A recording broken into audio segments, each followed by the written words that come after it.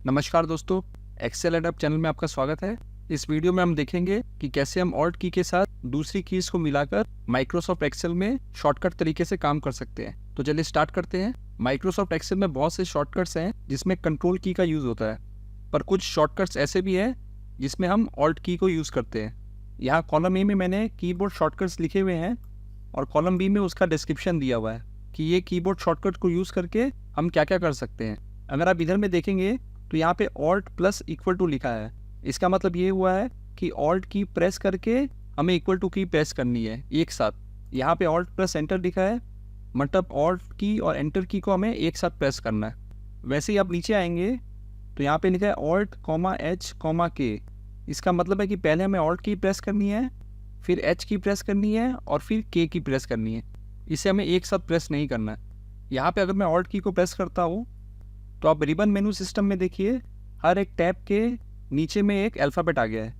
जैसे home tab के लिए एच है, इंसर्ट के लिए एन है, पेज लेआउट के लिए पी है, फॉर्मूलाज के लिए एम है, डेटा के लिए ए है, रिव्यू के लिए आर है, व्यू के लिए डब्ल्यू है, हेल्प के लिए वाई है, यहाँ फाइल के लिए एफ है और ऊपर में सेव के नीचे में 1 लिखा हुआ है और अंडू के यहाँ पे 2 लिखा हुआ है। वैसे ये सर्च बार में क्यू लिखा हुआ है, साइन इन में जेड पी है और यहाँ शेयर में जेड एस है।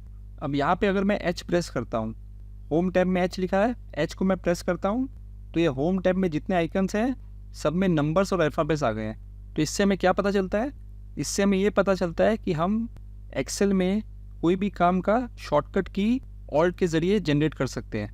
जैसे कि अगर कोई मुझे टेक्स्ट सेंटर अलाइन करना है तो यहाँ सेंटर अलाइन में AC दिखा रहा है, मतलब हम पहले ऑल्ट प्रेस करेंगे, फिर H प्रेस करेंगे होम टैब में जाने के लिए, फिर AC प्रेस करेंगे तो जो टेक्स्ट है वो सेंटर अलाइन हो जाएगा। और हर टैब में ऐसा सिस्टम है शॉर्टकट जनरेट करने का। पर इतने शॉर्टकट्स हमें याद करने की ज़रूरत नहीं है। हम जो काम एक्सेल में फ्रीक्वेंटली करते हैं और जो रेगुलर करते हैं उसके लिए हम ये कीज़ को याद कर सकते हैं। अब यहाँ पे फिर से मैं अगर ऑल्ट प्रेस करूँगा तो ये नंबर सब हट गए हैं, फिर से ऑल्ट प्रेस करूँगा फिर आ गए हैं। अब मैं ए दबाता हूँ तो ए हमें डेटा टैब में ले जाएगा। ए प्रेस करता हूँ, अब डेटा टैब में इतने सारे ऑप्शंस हैं। सपोज़ आप जो काम करते हैं उसमें सॉर्टिंग बहुत यूज़ होती है तो आप ऑल्ट ए ऐसे प्रेस कर सकते हैं असेंडिंग ऑर्डर के लिए और alt A H D press कर सकते हैं डिसेंडिंग ऑर्डर के लिए। फिर से मैं ऑल्ट प्रेस करता हूँ तो इसके कुछ एग्जांपल्स हम बाद में देखेंगे। पहले हम ये वाले एग्जांपल कंप्लीट कर लेते हैं। फर्स्ट है यहाँ पे ऑल्ट प्लस इक्वल टू, ये हम ऑटो सम के लिए यूज़ करते हैं।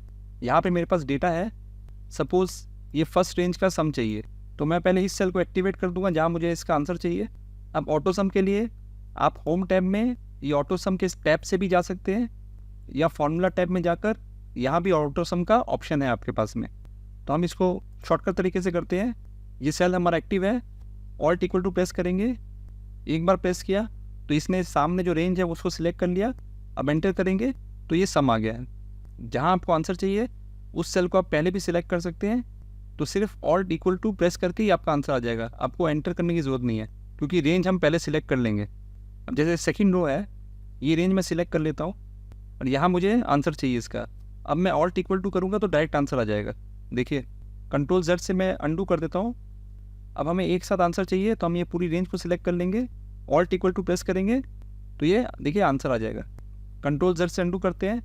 अब मुझे राइट साइड में भी सम चाहिए और नीचे भी सम चाहिए तो मैं ये पूरी रेंज सिलेक्ट कर लेता हूँ। जहाँ आंसर चाहिए मुझे उसको भी सिलेक्ट कर लूँगा, ऑल्ट इक्वल टू प्रेस करूँगा तो ये देखिए सम आ गया है। राइट साइड में भी आ गया, नीचे भी आ गया है। अब इसमें आप नॉन एडजेसेंट सेल भी सिलेक्ट कर सकते हैं। जैसे ये सेल मैंने सिलेक्ट किया है, ऑल्ट इक्वल टू प्रेस करूँगा तो यहाँ सम का फॉर्मूला आ गया। तो सपोज़ पहले मैं ये 3 का सम करूँगा, कॉमा, फिर मुझे इसका सम चाहिए, कॉमा, फिर इसका सम चाहिए। अब मैं एंटर प्रेस कर दूँगा तो मुझे ये जो मैंने सिलेक्ट किया है उसका सम दिखा देगा, एंटर। तो इस तरह से आप ऑटो सम को यूज़ कर सकते हैं। होम टैब में जाके मैं इसको हाईलाइट कर देता हूँ। अब ऑल्ट प्लस एंटर से हम सेम सेल में नई लाइन ऐड कर सकते हैं। तो इसके लिए मैं ये शीट 4 वर्कशीट में जाता हूँ। A1 सेल में मैं टाइप करता हूँ डे, ऑल्ट एंटर करूँगा तो यहाँ पे देखिए लाइन ब्रेक ऐड हो गया है, कर्सर नीचे आ गया है। यहाँ मैं लिख देता हूँ मंथ, फिर ऑल्ट एंटर प्रेस करूँगा, फिर ये कर्सर नीचे आ गया, लाइन ब्रेक ऐड हो गई है। अब मैं लिख दूँगा ईयर। अब मैं कंट्रोल एंटर करता हूँ ताकि मेरा एक्टिव सेल वही रहे। तो अब आप देखेंगे कि ऊपर में ये रैप टेक्स्ट का बटन ऑन हो गया है। इसका मतलब ये है कि हमने ये रैप टेक्स्ट ही किया है एक तरह से। रैप टेक्स्ट में हम क्या करते हैं, पहले डेटा लिख देते हैं, उसके बाद उसको रैप टेक्स्ट करते हैं। यहाँ हमें ऑल्ट के साथ एंटर प्रेस करके लाइन ब्रेक्स देके इसको टेक्स्ट को रैप ही किया है, इसका यही मतलब है। इसको डिलीट कर देते हैं, मेन वर्कशीट में जाते हैं अपनी, इसको भी हाईलाइट कर देते हैं। अब यहाँ पे alt plus semi colon, select visible sales only. तो यहाँ मेरे पास HR लिस्ट की वर्कशीट है, इसमें जाऊँगा मैं। अब ये जो डेटा है यहाँ पे मुझे इसको कॉपी करना है और दूसरी शीट में इसको मुझे पेस्ट करना है। अब मुझे ये C कॉलम जिसमें IT है, E कॉलम जिसमें हायर डेट है और F कॉलम जिसमें सर्विस एज है, ये मुझे पेस्ट नहीं करना है। तो मैं पहले C कॉलम को सिलेक्ट करता हूँ, कंट्रोल की प्रेस करके रखूँगा, फिर E कॉलम में क्लिक करूँगा, F कॉलम में क्लिक करूँगा, तो ये डेटा सिलेक्ट हो गया। अब मैं राइट क्लिक करके इसको हाइड कर दूँगा। अब मुझे ये एडमिनिस्ट्रेशन डिपार्टमेंट वाला डेटा भी नहीं चाहिए, तो मैं ये रोज सिलेक्ट कर लेता हूँ जहाँ तक एडमिनिस्ट्रेशन है, राइट क्लिक करूँगा, हाइड कर दूँगा। अब जो डेटा है उसको मुझे यहाँ पे कॉपी करना है और दूसरी शीट में पेस्ट करना है। तो हमारा एक्टिव सेल इस रेंज में है, कंट्रोल ए से सिलेक्ट कर लेंगे, कंट्रोल C प्रेस करेंगे कॉपी के लिए। अब ये शीट 4 में जाऊँगा, यही मैं इसको पेस्ट करता हूँ, कंट्रोल V कर दूँगा। इसको मैं पहले जूम आउट कर लेता हूँ, थोड़ा सिलेक्ट कर लूँगा, ऑटो फिट कर दूँगा। अब आप याद देखेंगे कि हमने कॉलम C, कॉलम E और कॉलम F को कॉपी नहीं किया था, लेकिन यहाँ पे डेटा आ गया। प्लस ये एडमिनिस्ट्रेशन डिपार्टमेंट, इसको भी हमने कॉपी नहीं किया था, लेकिन यहाँ पे डेटा आ गया है। क्योंकि हम जब कॉलम और रोज को हाइड करते हैं और कॉपी करते हैं तो वो पूरा डेटा ही कॉपी करता है। फिर से HR लिस्ट में जाते हैं, अब यहाँ पे फिर शुरू से करते हैं। ये रेंज में मेरा एक्टिव सेल है, कंट्रोल A से सिलेक्ट कर लेंगे। अब यहाँ पे मैं ऑल्ट और सेमी कॉलन प्रेस करूँगा। ऑल्ट प्लस सेमी कॉलन से हमारा था शोज विजिबल सेल्स ओनली, ये हमारे सेल्स विजिबल है। अब मैं यहाँ पे कंट्रोल C करूँगा कॉपी के लिए। अब शीट 4 में जाऊँगा, यहाँ पे कंट्रोल V से पेस्ट कर दूँगा। इसको मैं ऑटो फिट कर देता हूँ। तो अब देखिए जैसा हमें चाहिए था वैसा ही हमें डेटा मिला है। तो इसके लिए हम लोग शो विजिबल सेल्स करते हैं। अपनी मेन वर्कशीट में जाएंगे, इसको भी मैं फिल कर देता हूँ। अब यहाँ पे ऑल्ट प्लस F1 से हम करंट वर्कशीट में चार्ट बना सकते हैं, और दूसरा ऑल्ट प्लस ड्रैग से चार्ट की एजेस को सेल बाउंड्री से स्नैप कर सकते हैं। तो मैं यहाँ चार्ट की जो वर्कशीट है वहाँ जाता हूँ। अब ये मेरे पास डेटा है, एक्टिव सेल मेरा इस रेंज में ही है।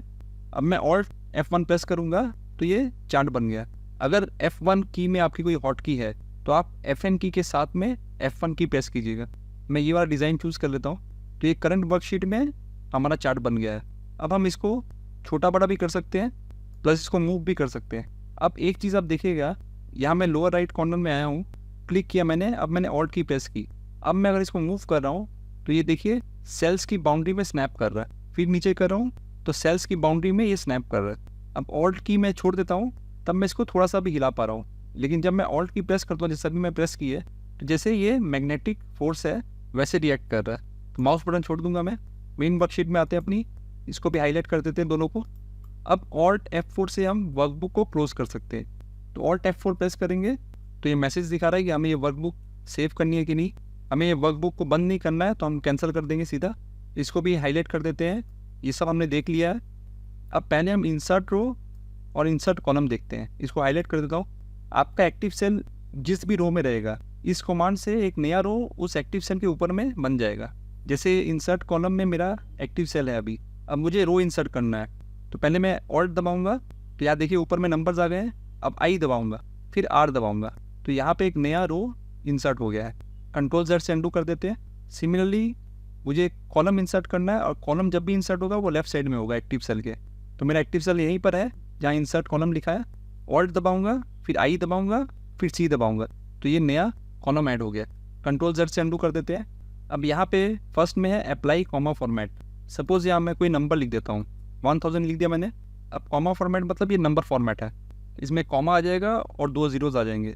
तो इसका शॉर्टकट है ऑल्ट H के। तो ऑल्ट प्रेस करूँगा मैं, H हो गया होम टैब के लिए, H प्रेस करूँगा तो यहाँ पे देखिए नंबर्स आ गए सब और अल्फ़ाबेट्स आ गए हैं। अब यहाँ पे कॉमा है, इसमें K दिया हुआ है, तो अब मैं K प्रेस करूँगा, इसमें कॉमा फॉर्मेट लग गया है। मैं बार बार बोल रहा हूँ कि जो फंक्शंस आपको ज़्यादा यूज़ हो उसकी कीज़ आप याद करके रख लीजिए। सब रखना पॉसिबल भी नहीं है और कोई काम का भी नहीं है। इसको हाईलाइट कर देंगे। अब कैलकुलेट एवरेज, इसका शॉर्टकट है ऑल्ट फिर H फिर UA।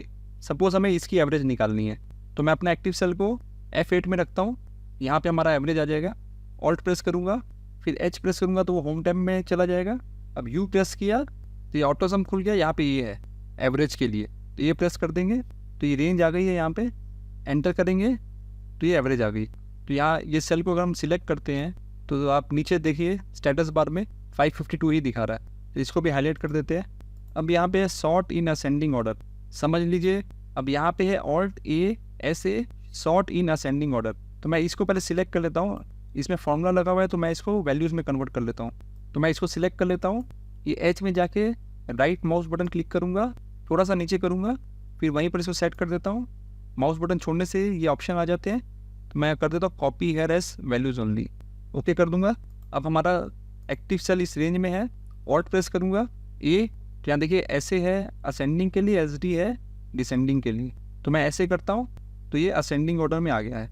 इसको भी हाईलाइट कर देते हैं। पिवट टेबल हम बाद में देखते हैं, तो फ्री स्टॉप रो पहले करते हैं। इसमें पहले हमें ऑल्ट की प्रेस करनी है, फिर डब्ल्यू, फिर एफ, फिर आर।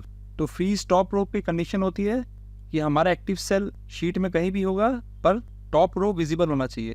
तो मैं अपना एक्टिव सेल यहाँ रख देता हूँ, ऑल्ट प्रेस करता हूँ तो ऊपर में अल्फ़ाबेट्स आ गए हैं। अब डब्ल्यू करने से व्यू टैब खुलेगा, डब्ल्यू प्रेस करते हैं, फिर ये फ्री स्पेस के लिए एफ है, एफ प्रेस करते हैं। अब फ्री स्टॉप रो के लिए आर है, आर प्रेस करते हैं, तो देखिए यहाँ टॉप रो फ्रीज हो गया है। अब मैं इसको नीचे अगर स्क्रॉल करूँगा तो हमारा टॉप रो विजिबल रहेगा। इसको भी हाईलाइट कर देते हैं। अब ऑल्ट एच ई एफ, इससे हम क्लियर फॉर्मेट कर सकते हैं, जैसे हमने यहाँ भी फॉर्मेटिंग की थी। अब मैं ऑल्ट प्रेस करूँगा तो एच है, एच मतलब होम टैब में हम जाएंगे, एच। अब ई प्रेस करना है, ई प्रेस से क्या होगा, ये क्लियर जो है इसमें हम लोग जाएंगे, तो ई प्रेस करेंगे, अब ये लिस्ट खुल गई है। अब एफ प्रेस करूँगा तो क्लियर फॉर्मेट हो जाएगा, एफ प्रेस करते हैं तो यहाँ से फॉर्मेट हट गया है। इसको भी हाईलाइट कर देता हूँ। अब पिवट टेबल के लिए हमें ऑल्ट एन वी प्रेस करना है, तो एच एन लिस्ट की वर्कशीट में जाते हैं। यहाँ पहले मैं शीट को सिलेक्ट करके इस बाउंड्री में डबल क्लिक करता हूँ ताकि हमारा हिडन डेटा आ जाए। सिमिलरली रो के एल भी कर लूँगा। अभी हमारा डेटा आ गया है। अब हमारा एक्टिव सेल इस रेंज में है, ऑल्ट प्रेस करूँगा, फिर एन प्रेस करना है, एन से इंसर्ट का टैब खुल जाएगा। अब वी प्रेस करना है, वी से पिवट टेबल आ जाएगा। अब टी प्रेस करना है फ्रॉम टेबल और रेंज, या ई प्रेस करना है फ्रॉम एक्सटर्नल डेटा सोर्स, तो हम टी प्रेस करेंगे। ये पिवट टेबल का डायलॉग बॉक्स खुल गया है। हमें न्यू वर्कशीट में चाहिए तो हम ओके कर देते हैं। तो ये न्यू वर्कशीट में ये आ गया है ब्लैंक पिवट टेबल। सपोज हम डिपार्टमेंट को रोज़ में देते हैं और सैलरी को हम वैल्यूज़ में देते हैं, ताकि हमें पता चल जाए किस डिपार्टमेंट में कितनी सैलरीज जा रही है। तो ये डेटा आ गया है। पिवट टेबल डीप एनालिसिस के लिए होता है, उसमें यहाँ पर डेटा बहुत होता है, यहाँ कुछ खास डेटा नहीं है। तो इस तरह से आप पिवट टेबल इंसर्ट कर सकते हैं। अब अपनी मेन वर्कशीट में जाएंगे, इसको भी हाईलाइट कर देता हूँ। अब आप जो काम ज़्यादा करते हैं, फ्रीक्वेंट करते हैं, रेगुलर करते हैं, उसके लिए आप ऑल्ट की के साथ दूसरी कीज़ मिला के कीबोर्ड शॉर्टकट बना सकते हैं, ताकि आप माइक्रोसॉफ्ट एक्सेल में फास्ट और एफिशिएंटली काम कर सकें। अगर आपको ये वीडियो अच्छी लगी है तो वीडियो को लाइक और शेयर कीजिए और चैनल को सब्सक्राइब कीजिए। Thank you.